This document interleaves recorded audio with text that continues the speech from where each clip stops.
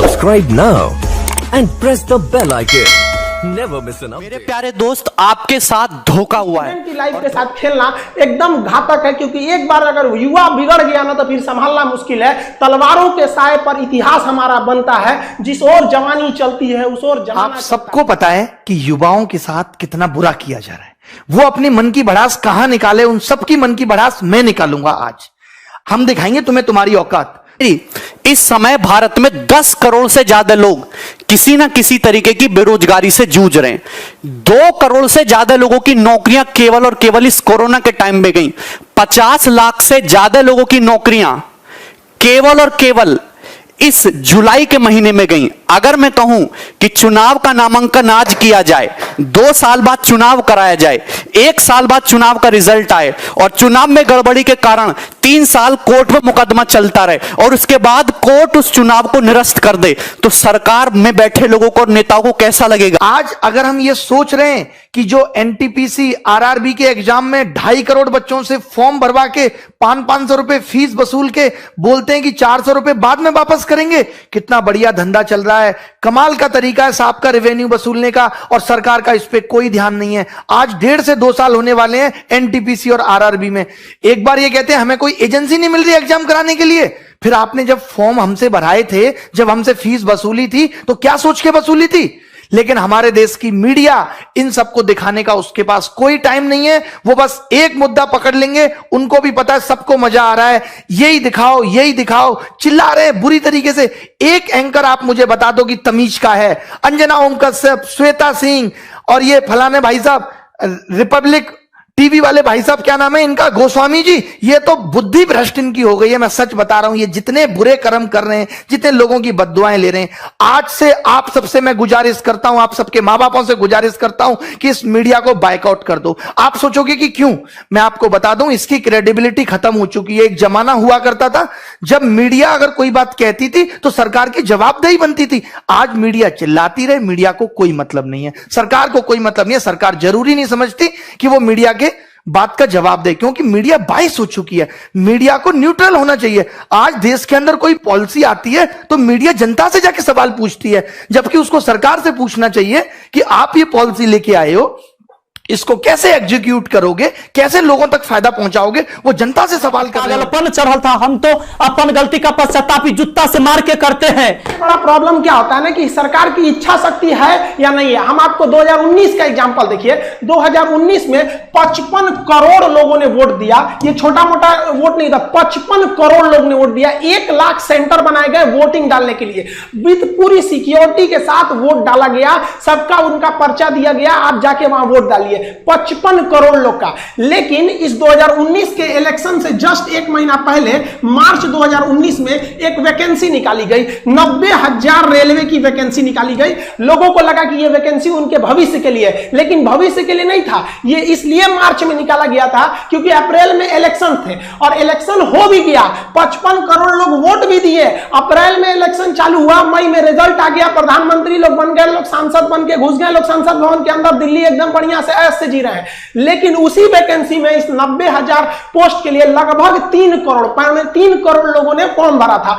अब रेलवे कह रही है कि हमारे पास वेंडर नहीं है, हमारे पास एग्जाम लेने की क्षमता नहीं है 3 करोड़ का, और उन 3 करोड़ लोगों ने 500 रुपए दिया था। तो आप गुणा कर लीजिए, उन 3 करोड़ लोगों का 500 रुपए कितना हो जाएंगे। अब आप जरा देखिए, जो इलेक्शन कमीशन है वो 55 करोड़ लोगों का इलेक्शन करा सकता है, लेकिन जो स्टूडेंट्स के लिए सिलेक्शन कमीशन है वो 3 करोड़ लोग का नहीं करा सकता है। तो आप काहे लिए हम लोग से पैसा मांग लिए? स्टूडेंट्स का पैसा किस लिए लिए लोग? इतने दिन का पैसा आप कहां कर रहे हैं? आपको आज तक वेंडर नहीं मिला तो किस काम के हैं आप? सामने आके कहिए ना कि हमारे पास वेंडर नहीं मिल पा रहा है, हम कैसे एग्जाम कंडक्ट कराएं। आपको जब इतनी क्षमता नहीं थी तो इलेक्शन वहां पर आप फॉर्म भराने से पहले ही रोक देते। इससे तो साफ यही पता चलता है कि जो 90,000 की वैकेंसी थी वो केवल 2019 का चुनाव को ध्यान में रख के किया गया था। और जो पहले से जो ट्रैक रिकॉर्ड आ रहा है, अगर उस हिसाब से अगर हम बात करें तो ये जो 90,000 रेलवे की वैकेंसी है ये 2024 के इलेक्शन तक जाके ये उसको फाइनल किया जाएगा। यानी अब हिंदुस्तान में एक ट्रेंड बन चुका है कि एक वैकेंसी से आप दो एकदम बढ़िया से चुनाव जीत सकते हैं। बिहार में भी देख लीजिए, पिछली दरोगा की वैकेंसी का एग्जाम कब होगा कोई पता नहीं, लेकिन नया वैकेंसी आ गया है। क्यों? क्योंकि बिहार में चुनाव आ गया है। अब पिछला क्लियर नहीं हुआ, ये कर लीजिए, ये वाली भी उम्मीद रखिए कम से कम 24 तक हो जाएगा। अब लड़का हम लोग से पूछता है कि सर आप पढ़ा दिए, सिलेबस कंप्लीट हो गया, ये बताइए सर जो पढ़ा रहे हैं हम लोग का एकदम मोटिवेशन गिर गया है, सर रिवीजन भी करने का मन नहीं करता है, ये सोच के कि एग्जाम होगा भी नहीं होगा। 2018 की सीजन की बात करते हैं। नोटिफिकेशन आया मई में 2018 में, मई 2018 में आया। बच्चे ने जनवरी 2018 से तैयारी शुरू किया होगा कम से भी कम। ऑनलाइन एग्जाम जो एप्लीकेशन है वो 5 मई से भरा गया, प्रीलिम का पेपर हो गया, मेंस का पेपर हो गया 11 सितंबर 2019 को। बहुत बढ़िया बात है, बच्चे खुश हैं। उसके बाद डिस्क्रिप्टिव का पेपर हो, महिमा सुनिए, 29 दिसंबर को। आज तक डिस्क्रिप्टिव के रिजल्ट का पता नहीं है। पूरा साल बीतने को तैयार हो गया, भगवान जाने कब सीपीटी टेस्ट होगा, कब डॉक्यूमेंट वेरिफिकेशन आएगा और कब ज्वाइनिंग होगी। एक नौकरी पाने के लिए 4-4, 5-5 साल इंतजार करना पड़ रहा है। आपका एग्जाम का रिजल्ट तो बहुत जल्दी आ जाता है, आपके काम के मुद्दे तो 1 हफ्ते में निमट जाते हैं, और बच्चे यहां पे 4-4, 5-5 साल तक एक नौकरी पाने के लिए जूझ रहे हैं। और वो आंदोलन करते तो पुलिस उन पे लट्ठे बरसाती है, उनको भगा देते वहां से। मैं एक और बात दिखाता हूं, आप देखिए railway exam NTPC group D का 1 मार्च 2019 को नोटिफिकेशन आता है, बंपर वैकेंसी आते हैं 90,000 से ज्यादा, लगभग 1 लाख वैकेंसी आती हैं। और ये भी पता है ये चुनावी लॉलीपॉप है कि चुनाव से पहले बच्चे दिखाएंगे, बच्चे खुद सब तो रेलवे में नौकरी करेंगे, जिंदगी आसान से गुजरेगी। 2.5 करोड़ से ज्यादा फॉर्म उसमें जाते हैं। 500 रुपए फीस ले लेते हैं एक बच्चे से कि 500 रुपया हमको फीस दे दो, और 100 रुपया केवल एग्जाम फीस है, 400 रुपया सब्सिडी की तरह आपके अकाउंट में वापस आ जाएगा। मतलब कुल मिला के अगर 2 साल से एग्जाम नहीं हो पाया, 550 से ज्यादा दिन गुजर चुके हैं, अभी तक वेंडर डिसाइड नहीं कर पाए कि कौन एग्जाम लेगा। अगर तुमको चुनाव के लिए फंड इकट्ठा करना था, चंदा मांग लेते, हर आदमी चंदा दे देता। इतना बड़ा धोखा इस गवर्नमेंट ने किया है ना हम लोगों के साथ, और मीडिया इसको दिखाने के लिए तैयार नहीं है। सुबह से शाम तक एक ही न्यूज दिखाते रहेंगे, दो बातें 24 घंटे में सर्कुलेट करके वही बताते रहेंगे। एक इधर से बताएगा, एक ऊपर से बताएगा, एक नीचे से बताएगा, बोलना कुछ है नहीं इन लोगों को। ठीक है, देखो ये मैं तुम्हें वैकेंसी का ट्रेंड दिखाता हूं हमारी गवर्नमेंट आने के बाद। आपको दिखाई दे रहा है साफ साफ, एसएससी सीजीएल 2012 में 16,000 वैकेंसी। आप देखिए गिरावट किस तरीके से होती है। 13 में 16,114, 2014 में आते ही 15,000, 2015 में 8500, 16 में 10,000, 17 में 8,000, 11,000 और ये 8,000।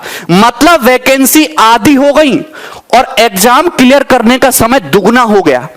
आईबीपीएस पीओ की वैकेंसी देखो 2013 से लेकर 2020 तक, अरे 21,000 वैकेंसी से 1200 वैकेंसी तक गिर गए तुम। और लोग कहते हैं वाह मोदी जी वाह। हम नौकरी की बात करते हैं तो कुछ लोग कहते हैं, गवर्नमेंट के सपोर्टर कहते हैं, इस साल नौकरी मांग रहा है, ये एंटी नेशनल है, अर्बन नक्सल, इससे हिंदू खतरे में, इसको जेल में डालो। भैया हम नौकरी मांग रहे, जो भी मुद्दे हैं आप करते रहो साइड बाय साइड, हम एंटी नेशनल नहीं है।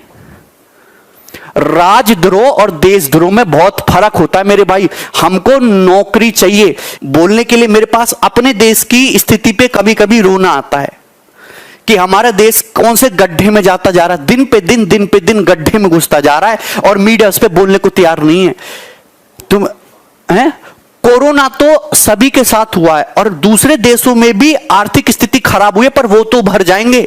लेकिन इतना मुझे विश्वास है कि हमारी गवर्नमेंट हमको कोरोना से नहीं उभार पाएगी कभी भी।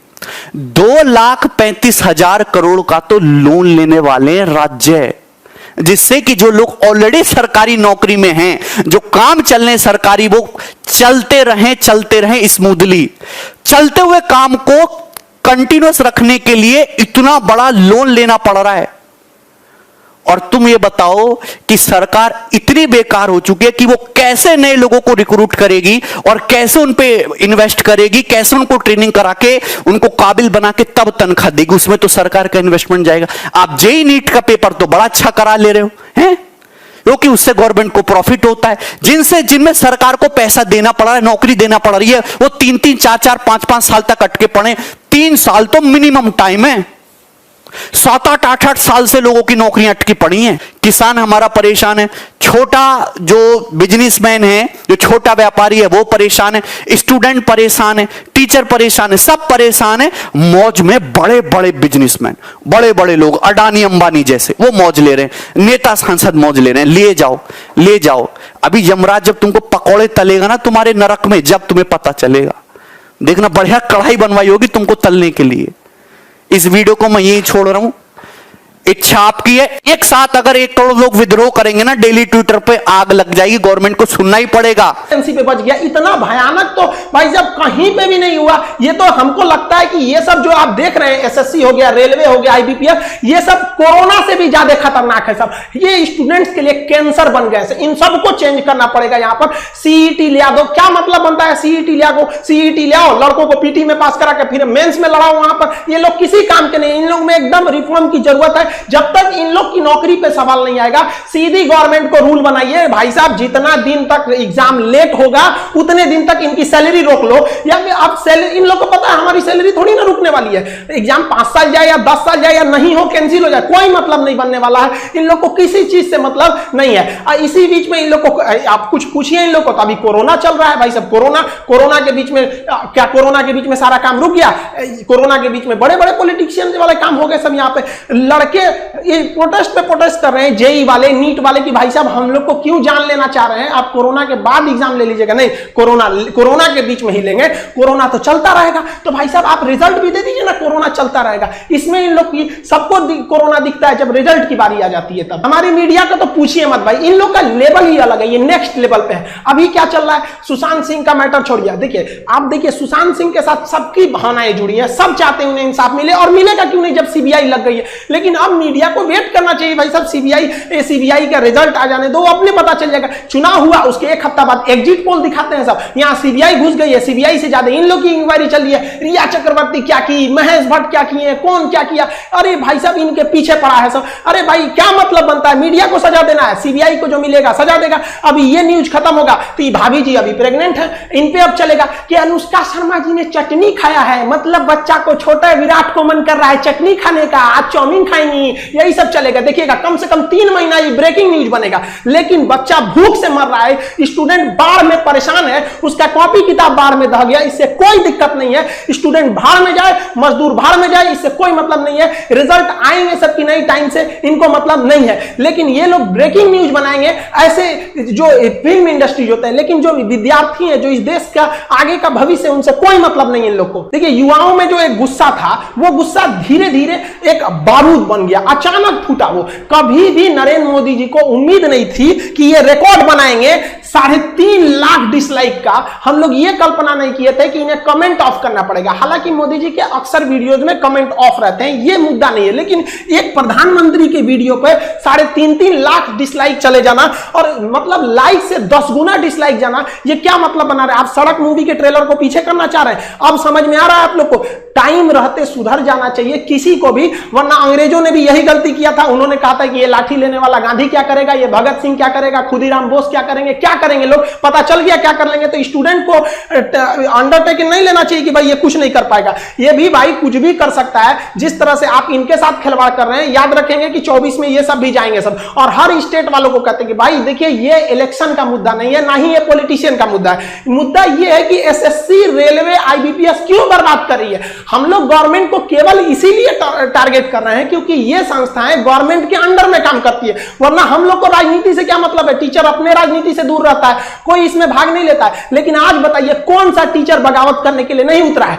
अब टीचर उतरेगा तो स्टूडेंट उतर जाएगा। हम लोग के लिए सबसे बड़ा चीज होता है स्टूडेंट। पहले हमारे लिए स्टूडेंट है, उसके बाद कुछ चीजें होते हैं, और स्टूडेंट के लिए खड़ा होना पड़ा। हम टीचर्स को भी बहुत बहुत धन्यवाद देते हैं। हर जगह के राज्यों को कहते हैं आप आगे बढ़िए, मराठी आप सोइए मत। कहां गए आप लोगों, छत्रपति शिवाजी महाराज का वो जुनून आप दिखाइए इसमें। राजस्थान के राजपूतों उठो, याद करो अपना इतिहास, एक बार फिर क्रांति की जरूरत होती है। हरियाणा के जाटों को कहते हैं, जिस समय आपको आरक्षण लेना था पूरी दुनिया देखी कि किस तरह आप लोगों ने सरकार के ऊपर चढ़ के अपनी बात मनवा ली। आज वो वक्त आ गया, आप क्या करेंगे आरक्षण को लेकर, क्या करेंगे रिजर्वेशन लेकर, जब आपके पास वैकेंसी नहीं रहेगी। हर जगह से एक एक राज्य को, यूपी बिहार आप लोग वालों के लिए तो या तो नौकरी करो या तो खेती करो, दूसरा कोई ऑप्शन ही नहीं बचा। किसी एक स्टेट की बात नहीं कर रहे हैं, हर स्टेट की बात उठाइए, क्योंकि जब हर स्टेट से बात उठेगी तब समझ में आएगा कि नहीं ये पॉलिटिकल मुद्दा नहीं है, क्योंकि हर स्टेट में अलग अलग गवर्नमेंट है। किसी एक जगह से अगर बात उठने लगेगी तो फिर इससे गवर्नमेंट कहेगी ये तो पॉलिटिकल स्टैंड है, ये किसी विपक्ष ने चालू किया होगा। लेकिन हर जगह से बात उठी, आप बताइए ना कौन सा स्टेट गवर्नमेंट है जो आपको टाइम से जॉब दे देता है, चाहे वो राजस्थान हो, गुजरात, महाराष्ट्र, मध्य प्रदेश,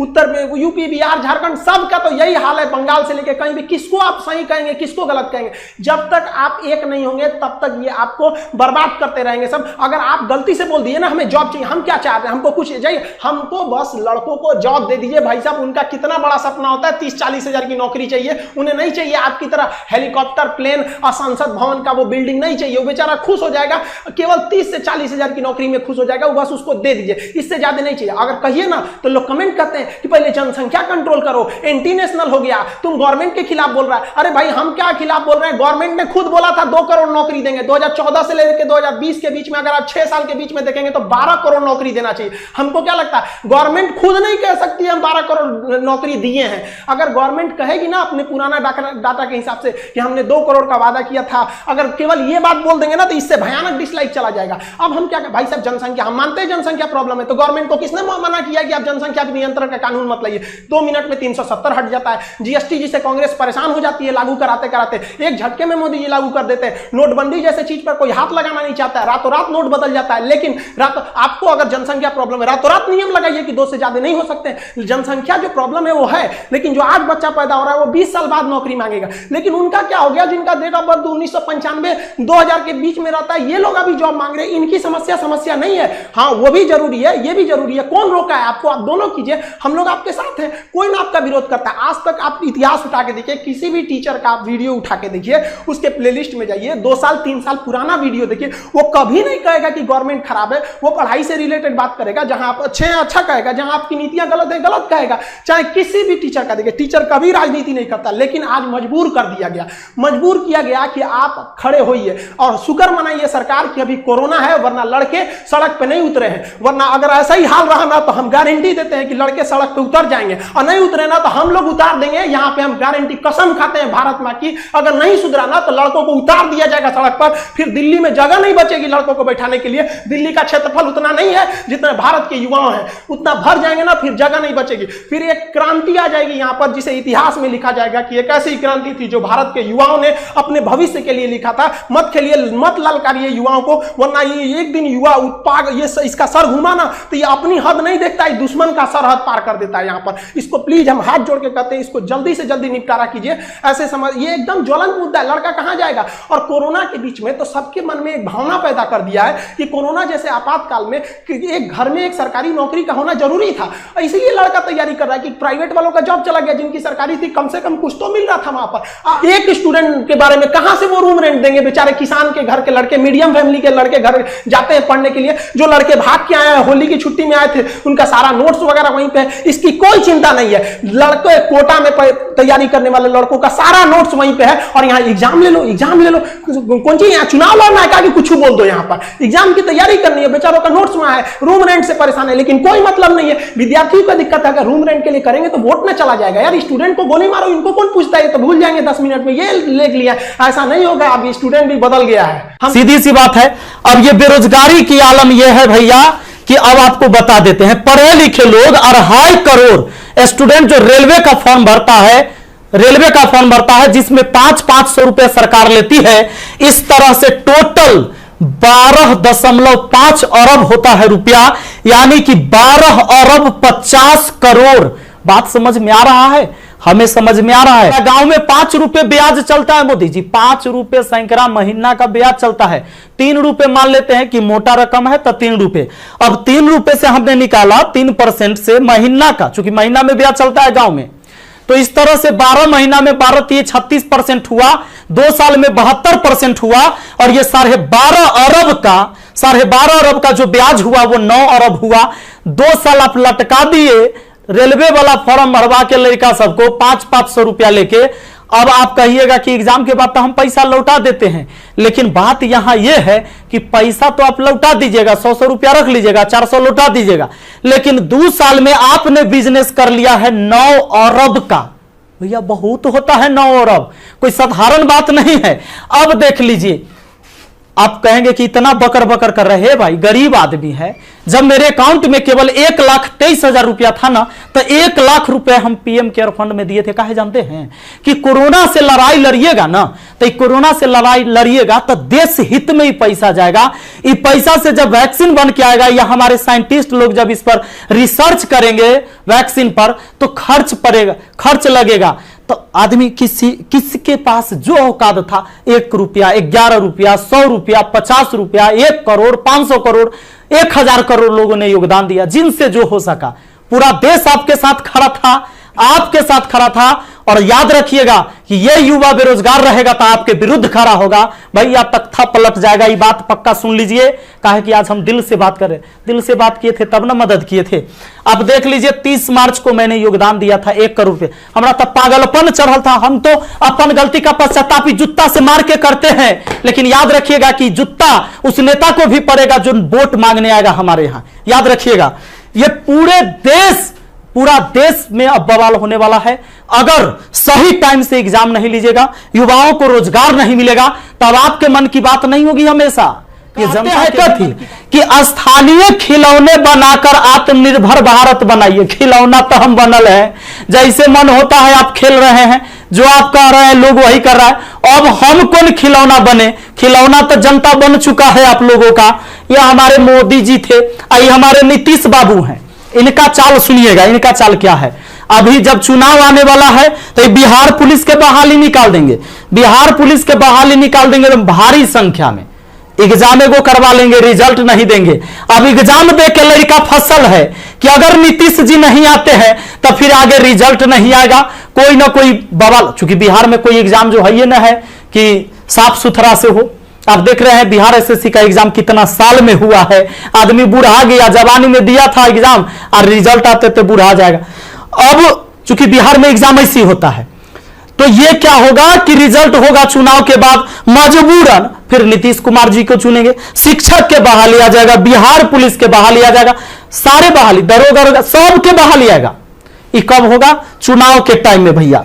तो नीतीश जी का जो ये था, इसमें इन्होंने कहा कि नल जल का रख रखाव करने के लिए वार्डों को 2-2 हजार रुपया मिलेगा।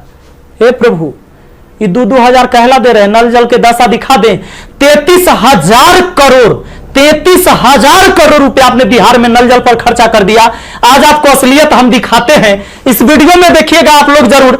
इस वीडियो को इतना शेयर करिएगा कि मुख्यमंत्री से लेकर प्रधानमंत्री तक पहुंचना चाहिए, बिल्कुल पहुंचना चाहिए कि हमारे जहां से हम हैं वहां की स्थिति आपको दिखा देते हैं कि नल जल का स्थिति क्या है।